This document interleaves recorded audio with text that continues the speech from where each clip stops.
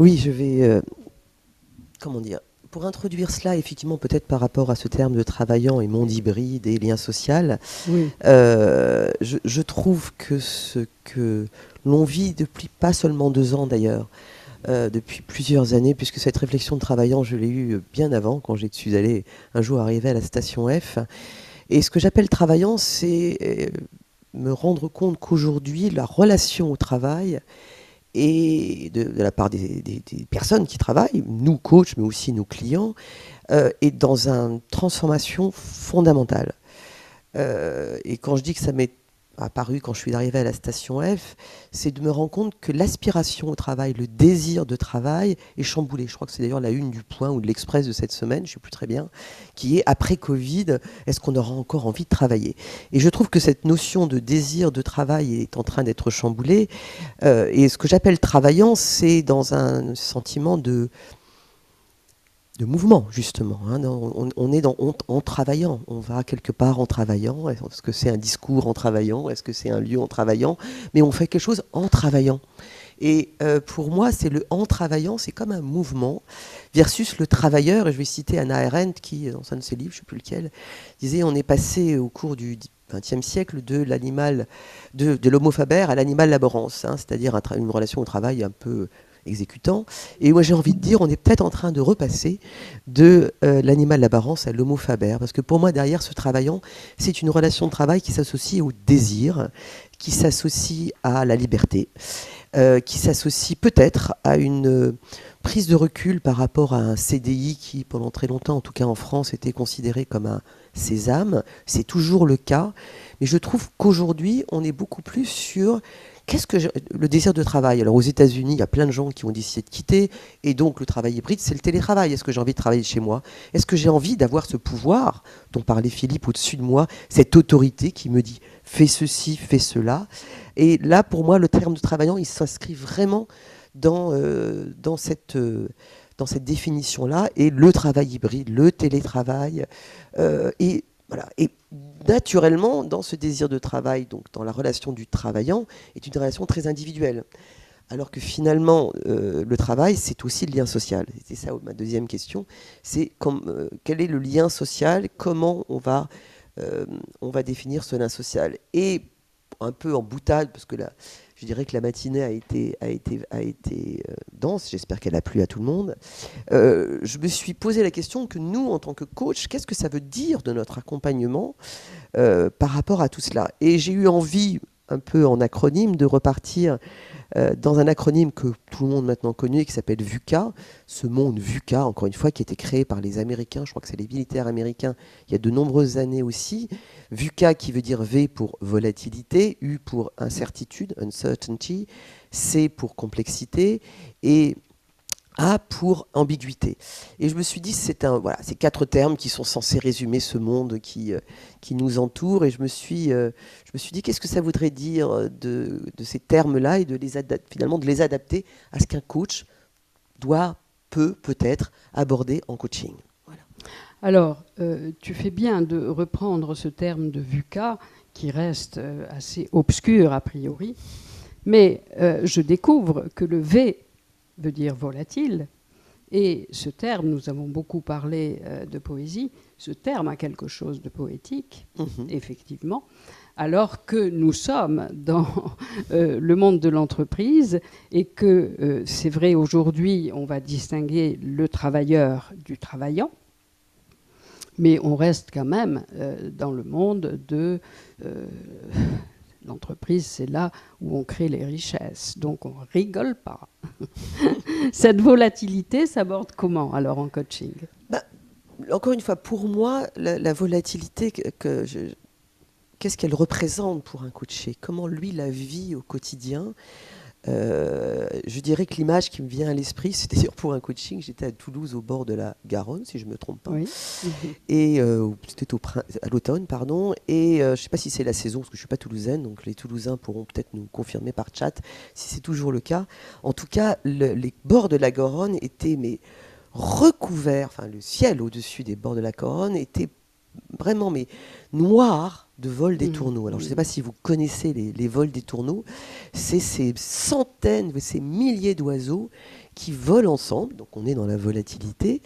Et ce qui est toujours fascinant dans ces vols des tourneaux, c'est que on se pose toujours la question de comment ils arrivent à être harmonieux, à garder cette image d'ensemble, de nuages, c'est un nuage d'oiseaux.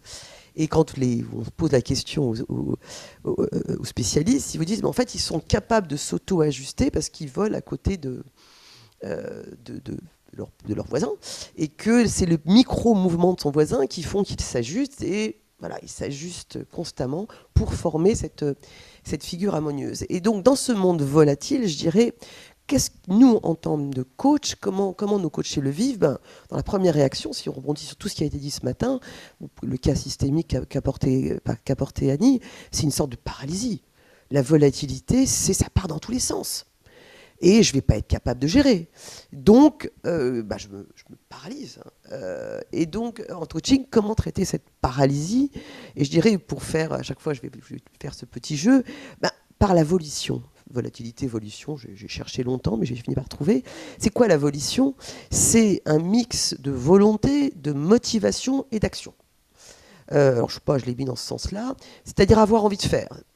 Et la volonté de faire, ce qui n'est pas la même chose, et donc de passer à l'action. Et je dirais que pour moi, en termes de coaching, c'est de permettre aux coachés de se dire, malgré ce brouhaha, ce bruit, parce que alors, si vous êtes en dessous d'un nuage des tourneaux, ça fait un bruit monstrueux, j'ai la capacité de me mettre en volition, c'est-à-dire j'ai des ressources, je suis capable d'agir.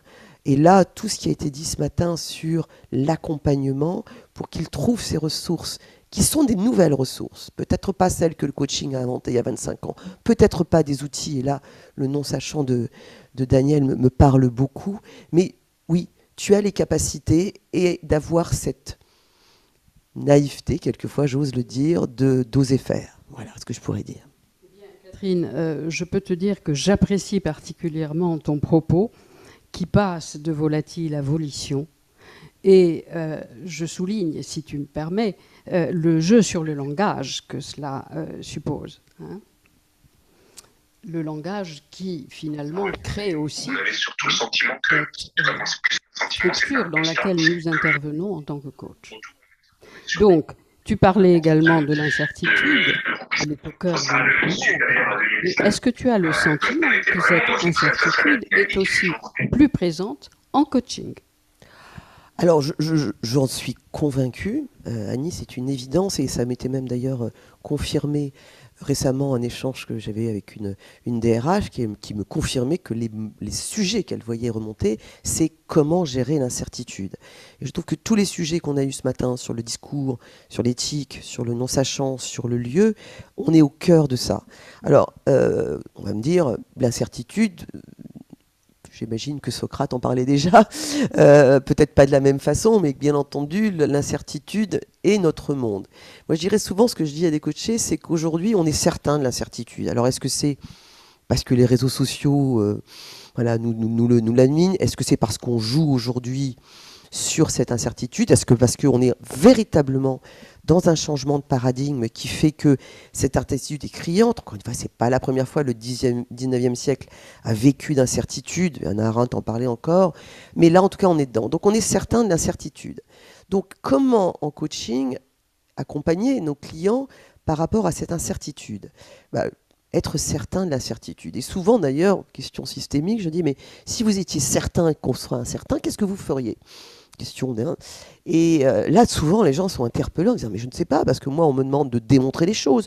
On me demande, et j'y reviendrai, on me demande de dire pourquoi je fais les choses. Et là, je dis, je ne sais plus. Alors, je ne parle même pas du Covid, ça serait tellement évident que ça ferait un plaisir.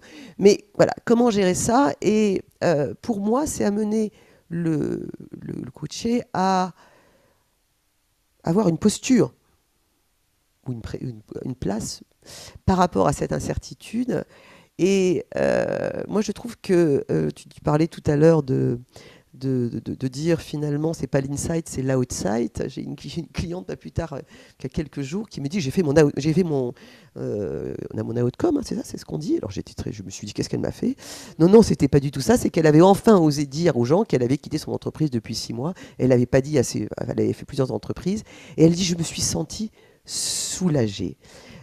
Et quelque part, derrière cet outcome, c'était la volonté d'accepter que l'incertitude, elle avait quitté sa grande entreprise, elle avait fait une autre entreprise, et là, elle était entre la deuxième et la troisième, et ben, c'était quelque chose d'accepté. Et je dirais qu'on l'a traduit comme ça. Elle est passée, moi je dirais comme ça, avec vraiment ce soulagement. Elle dit, je suis en paix avec moi-même. Et donc pour moi, c'est un travail qui va de l'incertitude à l'humilité. C'est-à-dire, je suis ce que je suis et je suis en paix avec moi-même. Et donc en coaching, c'est le travail sur l'humilité. Humilité que Philippe a mentionné, que bien entendu Daniel a mentionné. Donc on est au cœur de cette éthique dont tu parles ce matin, Annie. Alors là aussi, ce terme d'humilité mérite d'être souligné parce qu'il appartient à nos valeurs. Mais dans le cadre du coaching, en tout cas celui que tu pratiques, tu en fais une sorte de boussole, une sorte de guide, d'une certaine manière. Donc, ce que tu nous dis se complexifie au fur et à mesure de ton propos. Et la complexité, cela rappelle les bases d'un référent qui accompagne notre démarche, qui est la systémie. Que penses-tu de cela ? J'allais plutôt, Annie, te renvoyer le... Et toi, qu'en penses-tu ? Mais on est là pour dialoguer. Je dirais que la systémie, encore une fois, j'ai en face de moi une des plus grandes systémiciennes de la place de Paris, donc je me sens tout humble pour répondre à cette question. Mais c'est toi qui m'as formé en partie, donc je peux me permettre de le dire. Quelque part, c'est une évidence que dans cette complexité, il y a quelque chose de comment je gère cette notion de complexité.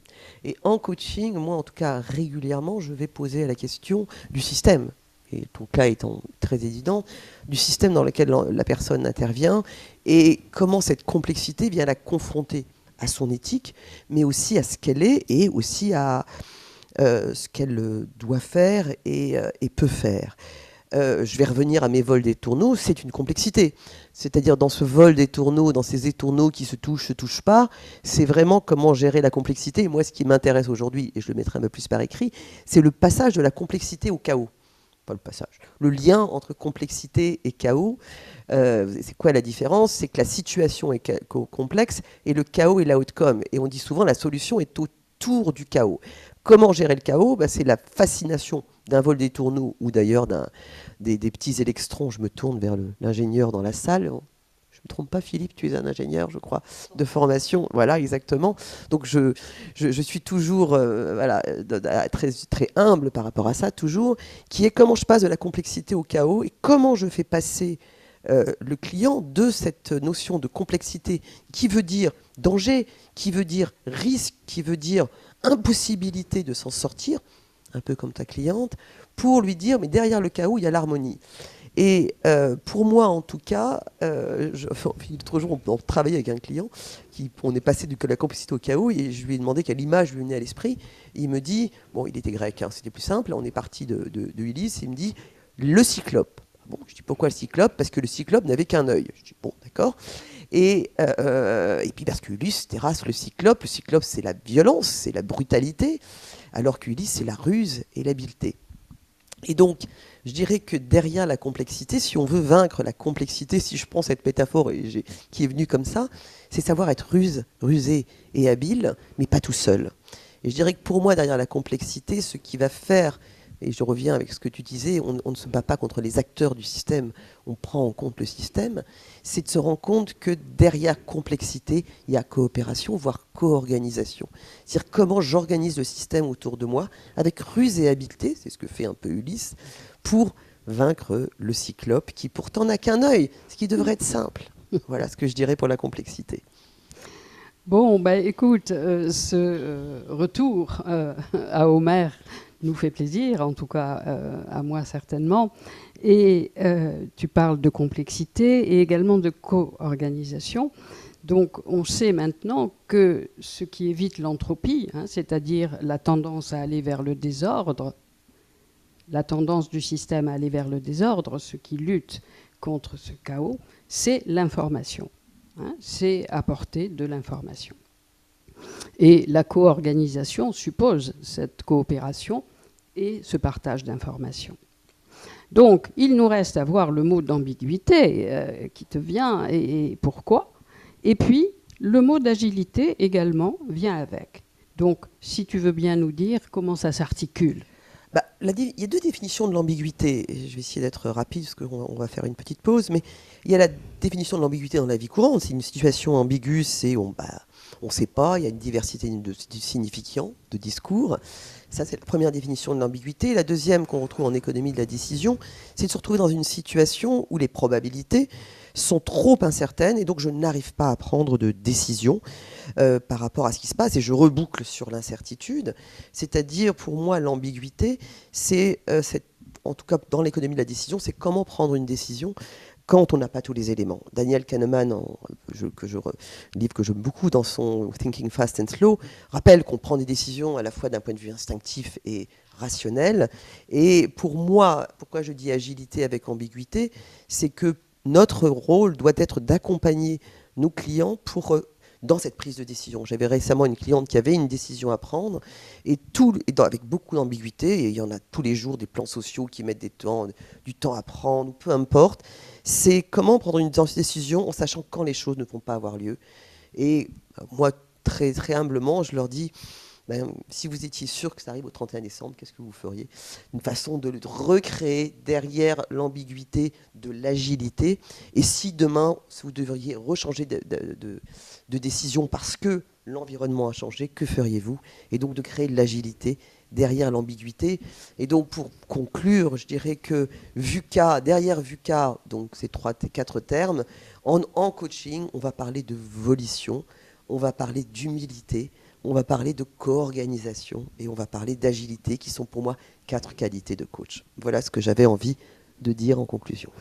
Eh bien, Catherine, je peux te dire que tu nous donnes envie d'aller admirer ce vol des tourneaux. Je te remercie. Merci.